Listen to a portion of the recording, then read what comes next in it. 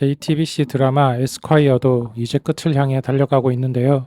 12부작인 만큼 다음 주가 벌써 마지막이네요. 오늘은 범죄자의 죽음과 인간의 죽음이라는 조금 무거울 수 있는 질문을 던지는 사건이 법정의 메인이었죠. 민솔에게 지울 수 없는 상처를 남겼던 범죄자인 김병수의 죽음과 이를 둘러싼 이야기였죠. 저는 죽을 사람이 잘 죽었다라고 생각을 하는데요. 여러분들은 어떻게 생각하시는지 댓글로 생각들을 남겨주세요. 의사가 일부러 죽이려고 의도했던 것도 아니었잖아요. 비행기 내 응급 상황에서 살리려고 노력했다는 것만으로도 의사는 큰 용기를 냈다고 생각해요. 그리고 사건을 정리하는 과정에서 어린아이를 지키지 못했던 사회가 그 뒷일을 마무리하기 위해 한마음으로 움직였다는 게 감동 포인트였던 것 같습니다. 그리고 진우와 민정은 진화나에서 급속도로 더 가까워졌죠. 민정의 돌아가신 어머니 영상을 보고 나는 과정에서 진우는 큰 도움을 주었고 민정의 감정 깊은 곳까지 느낄 수 있었던 것 같았죠. 하지만 이번 화에서 민정은 그런 감정을 보인 것이 불편했던 것인지 진우를 의도적으로 피하고 있었는데요. 참다 못한 진우가 드디어 고백을 하죠. 급발진이다 라고 생각을 했는데 그동안 진우의 마음을 생각하면 이 고백도 늦었다고 할 수 있겠죠. 고백을 들은 민정도 당황했지만 돌아서서는 복잡한 마음이 표정으로도 드러나 보였는데요. 이 둘의 관계도 어떻게 진행될지 기대가 됩니다. 석훈과 효민의 관계도 조금 발전이 있는 것처럼 보이는데요. 둘은 우연히 아이들을 돌보게 되죠. 지난 회차들에서도 보였듯이 석훈이 아이들을 향한 애정이 남다르다는 것을 보여줬죠. 이번에도 아이들과 같이 즐거운 모습을 보면서 효민은 석훈에 대한 감정이 더 깊어지는 것을 느끼는 것 같죠. 한편 권나연 대표는 우연히 하이니코어 대표를 만나게 됩니다. 그러면서 안타까운 사연을 듣게 되죠. 지난주 예고편에서 나왔던 고승철이 말한 이 대표가 하이니코어의 이 대표였던 것 같습니다. 고승철이 본인의 이익을 위해 하이니코어를 이용하려고 했는데 나연이 그걸 막으려 하자 과거의 나연을 좌천시켰죠. 그 사건이 이제 점점 드러나면서 율림의 개혁을 하고 있는 나연과 이를 이용하려고 했던 고승철 사이의 대결이 본격적으로 시작될 것으로 보입니다. 이제 본격적으로 율림의 권력을 둘러싼 싸움이 펼쳐지려고 하는 중에 율림의 변호사들 관계도 점점 소용돌이 치고 있는데요. 어떻게 전개될지 한번 예측해 보겠습니다.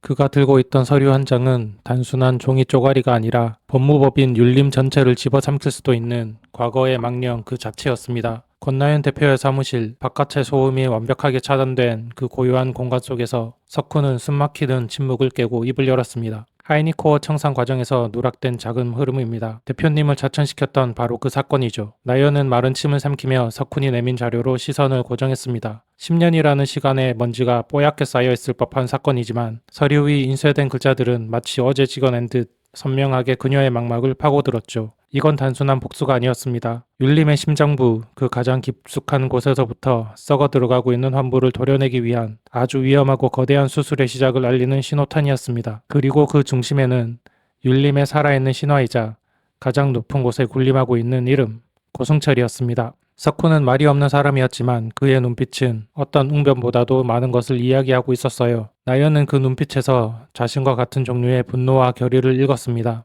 고승철 대표가 직접 관여했다는 증거는 아직 없어요. 나연이 조심스럽게 말했지만 그건 일말의 희망이라기보다는 스스로에게 거는 비관적인 최면과도 같았습니다. 석훈은 고개를 저었죠. 증거는 만드는 겁니다. 흔적을 파고들다 보면 뱀의 꼬리가 아니라 머리를 잡을 수 있겠죠. 그의 목소리는 얼음장처럼 차가웠지만 그 안에는 뜨거운 불꽃이 타오르고 있었습니다. 자신의 멘토였던 나연을 짓밟고 율림을 사적인 왕국으로 만들고자 했던 자들에 대한 명백한 선전포고였죠. 두 사람은 더 이상 말을 잇지 않았지만 이미 가장 중요한 교감은 끝난 상태였습니다. 이제 주사위는 던져졌고 판은 걷잡을 수 없이 커져갈 것이었습니다. 다음 날 율림 송무팀의 아침은 여느 때와 다름없이 분주하게 시작되었습니다. 하지만 그 평온한 표면 아래에서 각자 다른 감정의 물결이 소용돌이 치고 있었죠. 특히 진우와 민정 사이에는 누구도 쉽게 말을 걸 수 없는 어색하고 무거운 공기가 흘렀습니다. 어젯밤 진우의 갑작스러운 고백 이후 두 사람의 시간은 그대로 멈춰버린 것 같았습니다. 민정은 밤새 한숨도 자지 못했죠. 진우의 그 진심 어린 눈빛, 자신을 향한 따뜻한 마음을 모르는 것이 아니었기에 그녀의 마음은 더욱 복잡하게 엉켜 들어갔습니다. 나는 그럴 자격이 없어. 진우처럼 좋은 사람은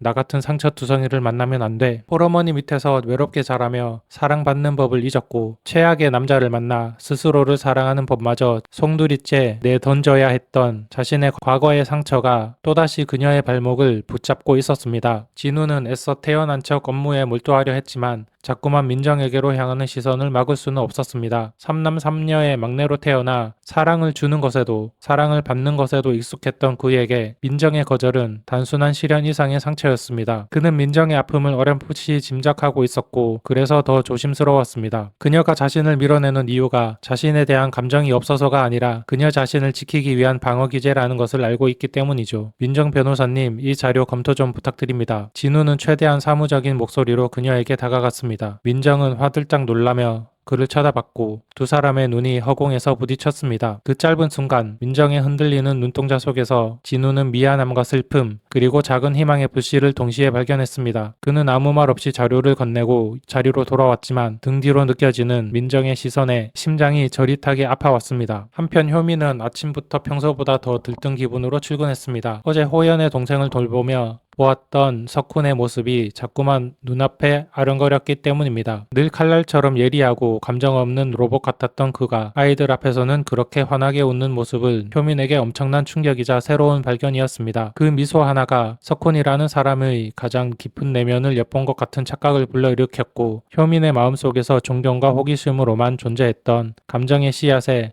설렘이라는 물을 흠뻑 부어버린 셈이었죠. 효민 변호사님, 오늘따라 얼굴이 아주 환하시네요. 좋은 일 있으세요? 옆자리에 지국현이 넉살 좋게 말을 걸었습니다. 효민은 자기도 모르게 입꼬리가 올라가는 것을 느끼며 황급히 표정 관리를 했습니다. 아니에요. 그냥 어제 잠을 잘 자서 그런가 봐요. 어설픈 변명이었지만 그녀의 마음은 이미 구름 위를 걷고 있었습니다. 석훈이 사무실에 들어선 순간 효민의 모든 신경은 그에게로 향했습니다. 하지만 석훈은 평소보다 더 냉랭하고 차가운 기운을 내뿜고 있었죠. 하이니코어 사건 때문에 그의 머릿속은 복잡한 수식으로 가득 차 있었고 효민은 그런 미묘한 감정 변화를 알아챌 여유 따위는 없었죠. 효민은 석훈의 굳은 표정에 조금 실망했지만 이내 그의 그런 모습마저도 프로페셔널하고 멋있다고 생각해버리는 자신을 발견하고는 속으로 고개를 절레절레 저었습니다. 그 시각 율림의 파트너들이 모이는 회의실에서 또 다른 종류의 전쟁이 벌어지고 있었습니다. 고태섭은 송무팀의 실적을 문제 삼으며 석훈을 압박하기 시작했습니다. 윤석훈 변호사, 요즘 송무팀 분위기가 너무 해이해진 것 같지 않습니까? 신입 변호사들 관리부터 제대로 해야 되는 것 아닌가요? 태섭의 목소리에는 노골적인 적이 담겨 있었습니다. 변호사로서의 능력은 떨어지지만 곤모술수와 정치질만큼은 타의 추정을 불허하는 그였습니다. 그는 최근 자신의 멘토였던 나연을 다시 율림으로 불러들이고 자신과 각을 세우는 석훈이 아주 눈에 가시 같았죠. 석훈은 조금도 동요하지 않고 태섭을 마주봤습니다. 팀의 성과는 숫자로만 평가되는 것이 아닙니다. 변호사 한 명 한 명의 성장 가능성, 그리고 팀워크가 더 중요하다고 생각합니다. 성장 가능성?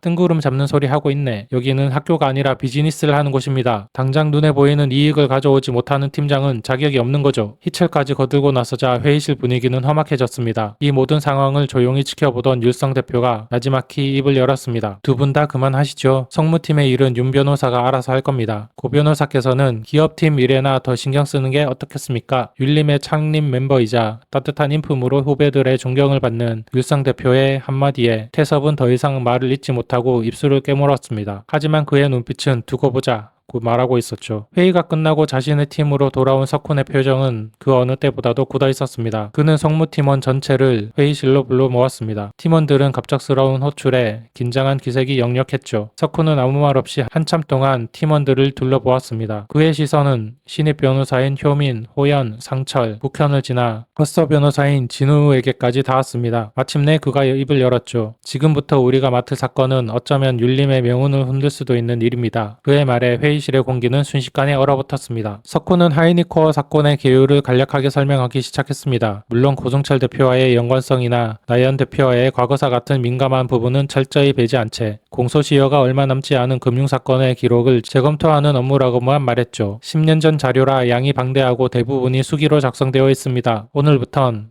전원이 이 사건에 투입됩니다. 작은 단서라도 놓치지 말고 꼼꼼하게 검토하도록 하세요. 석훈의 지시에 팀원들은 불평 한마디 없이 각자의 자리로 돌아가 산더미 같은 자료와 씨름하기 시작했습니다. 효민은 오히려 기뻤습니다. 석훈이 이끄는 중요한 프로젝트의 일원이 되었다는 사실만으로도 가슴이 벅차올랐죠. 그녀는 특유의 엄청난 집중력을 발휘하기 시작했습니다. 속독을 하면서도 핵심을 놓치지 않는 그녀의 천재적인 재능이 빛을 발하는 순간이었습니다. 밤이 깊어지고 대부분의 팀원들이 지쳐서 퇴근한 후에도 효민과 석훈 그리고 진우와 민정은 자리를 지키고 있었습니다. 진우와 민정은 일부러 서로 거리를 둔 채 묵묵히 서류만 뒤적이고 있었고 그들 사이의 침묵은 사무실의 공기를 더욱 무겁게 짓눌렀습니다. 보다 못한 진우가 먼저 자리에서 일어났습니다. 민정 변호사님, 저 잠깐 보시죠. 그는 민정을 데리고 아무 없는 탕비실로 향했습니다. 민정은 끌려가면서도 아무런 저항도 하지 못했습니다. 탕비실의 문이 닫히자 진우는 더 이상 참지 못하고 자신의 감정을 쏟아냈습니다. 어제 제 고백 못 들은 걸로 하셔도 됩니다. 부담드리고 싶지 않아요. 하지만 제발 저를 피하지만은 말아주세요. 누나가 힘들어하는 거 더는 못 보겠습니다. 그의 목소리는 애절하게 떨리고 있었습니다. 민정의 눈에서 결국 눈물이 터져 나왔습니다. 그녀는 고개를 숙인 채 어깨를 들썩였습니다. 진우야, 미안해. 나는 진우 같은 좋은 사람을 만날 자격이 없어. 나는 망가졌다고. 내 과거가 내 자신이 너무 더럽고 추악해서 누구를 사랑할 수도 사랑받을 수도 없는 사람이야. 그녀의 입에서 나온 말들은 스스로를 향한 날카로운 비수와도 같았습니다. 진우는 그런 그녀의 모습에 가슴이 찢어지는 듯 했습니다. 그는 조심스레 다가와 민정의 어깨를 감쌌죠. 아니요, 누나는 세상 누구보다도 따뜻하고 좋은 사람이에요. 과거의 상처가 누나의 가치를 훼손할 수는 없어요. 제가 기다릴게요. 누나가 스스로를 용서하고 다시 세상을 향해 문을 열 준비가 될 때까지 얼마든지 기다릴게요. 그러니까 혼자 아파하지 마세요. 제발요. 진우의 따뜻한 위로에 민정은 그의 품에 기댄 채 한참을 울었습니다. 그의 눈물은 지난 세월의 아픔과 서러움을 씻어내는 정화의 눈물과도 같았죠. 한편 사무실에 남은 효미는 수만 페이지에 달하는 기록 속에서 무언가 이상한 점을 발견했습니다. 10년 전 하이니코어의 자산을 청산하는 과정에서 작성된 회계장부였습니다. 수많은 숫자들 사이에서 유독 한 항목의 자금 흐름이 불분명했습니다. 마치 누군가가 의도적으로 지우려 한 흔적처럼 보였죠. 다른 사람들은 그저 오래된 자료의 오류라고 생각하고 넘어갈 법한 사소한 부분이었지만 한번 무언가에 집중하면 주변 세계와 단절될 정도로 몰입하는 효민의 눈을 피해갈 수는 없었습니다. 그녀는 관련 자료들을 모두 모아 시간 순서대로 재배열하기 시작했습니다. 그리고 마침내 그 불분명한 자금이 흘러들어간 곳이 유성투자라는 페이퍼 컴퍼니라는 사실을 알아냈습니다. 효민은 심장이 미친 듯이 뛰는 것을 느꼈습니다. 그녀는 떨리는 손으로 석훈에게 다가갔습니다. 변호사님, 저 이상한 걸 찾은 것 같습니다. 석훈은 지친 기색으로 서류에서 눈을 떼고 효민을 바라봤습니다. 효민은 자신이 발견한 내용을 차분하게 설명하기 시작했죠. 그녀의 설명이 이어질수록 석훈의 눈빛은 점점 더 날카롭게 변해갔습니다. 그는 효민의 손에 들린 자료를 낚아채듯이 받아들고는 미간을 찌푸린 채 집중해서 읽어 내려갔습니다. 그리고 유성투자라는 이름이 나오는 부분에서 그의 손이 순간 멈칫했습니다. 그의 뇌리 속에 잊고 있던 하나의 이름이 섬광처럼 스쳐갔습니다. 유성투자. 혹시? 석훈은 곧장 자신의 컴퓨터로 달려가 무언가를 빠르게 검색하기 시작했습니다. 그리고 잠시 후 그는 허탈한 웃음을 터뜨렸습니다. 화면에는 유성투자의 대표이사 이름이 선명하게 적혀 있었죠. 고유성. 너무나도 낯익은 그러나 한 번도 의심해 본 적 없는 이름. 바로 고승철 대표의 아들이자 고태섭의 동생 이름이었습니다. 유학을 핑계로 오래전 해외에 나가 있다고만 알려졌던 율림 내에서는 거의 존재감이 없던 바로 그 인물이었습니다. 모든 퍼즐 조각이 맞춰지는 순간이었죠. 고승철은 자신의 아들 이름으로 페이퍼 컴퍼니를 만들어 하이니코어의 자산을 빼돌렸고 그 사실을 덮기 위해 당시 사건을 파고들였던 라이언을 좌천시켰던 겁니다. 효민 변호사, 석훈이 나지막이 그녀를 불렀습니다. 효민은 잔뜩 긴장한 채 그를 바라보았죠. 아주 잘했습니다. 정말 대단한 걸 해냈어요. 난생 처음 들어보는 석훈의 진심 어린 칭찬에 효민의 얼굴이 새빨갛게 달아올랐습니다. 하지만 그것도 잠시. 석훈의 다음 말은 그녀를 다시 얼어붙게 만들었습니다. 하지만 이 사실은 아직 아무에게도 말해서는 안 됩니다. 특히 팀원들에게는요. 이건 이제 우리 둘만의 비밀입니다. 석훈의 눈빛은 그 어느 때보다도 진지하고 단호했습니다. 효민은 자신도 모르게 거대한 폭풍의 눈 안으로 걸어 들어왔다는 것을 직감했습니다. 그리고 그 폭풍의 중심에는 윤석훈이라는 남자가 서 있었습니다. 그녀는 고개를 끄덕였습니다. 이제 빼도 박도 못하는 공범이 된 것이죠. 하지만 이상하게도 두렵기보다는 그의 곁에서 함께 싸울 수 있다는 사실에 가슴이 뛰었습니다. 거대한 어둠이 율림을 삼키려고 하고 있었지만 그 어둠 속에서 두 사람의 관계는 더욱 단단하고 선명하게 빛나기 시작했습니다. 지금까지 시청해주셔서 감사드립니다. 구독과 좋아요도 부탁드리고요. 저는 드라마 스캔들이었습니다.